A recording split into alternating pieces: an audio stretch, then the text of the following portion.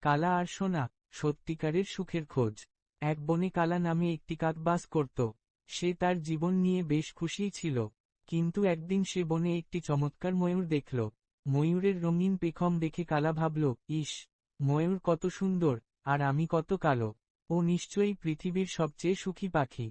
কালা ময়ূরের কাছে গিয়ে তার মনের কথা জানাল।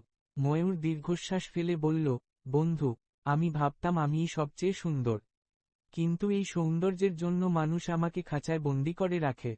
আমি যখন চিড়িয়াখানায় থাকি, তখন আমি দেখি বনের ওই স্বাধীন কাকগুলো কত সুখে আকাশে উড়ছে। আমি বরং তোমার মতোই হতে চেয়েছিলাম।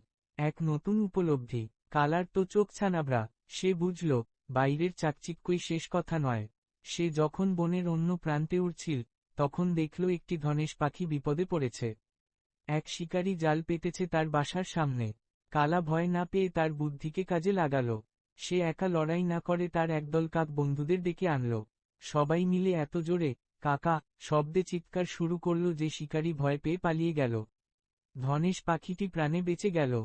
গল্পের শিক্ষা। সেদিন কালা বুঝতে পারল, সে কালো হতে পারে, কিন্তু তার কণ্ঠস্বর এবং একতা অনেক বড় শক্তি।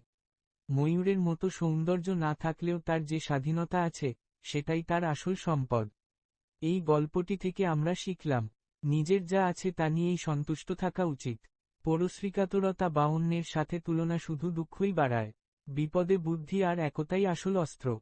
কালা আর সোনা। আপনি কি মনে করেন, সুখ আসলে কোথায়? কমেন্টে লিখুন।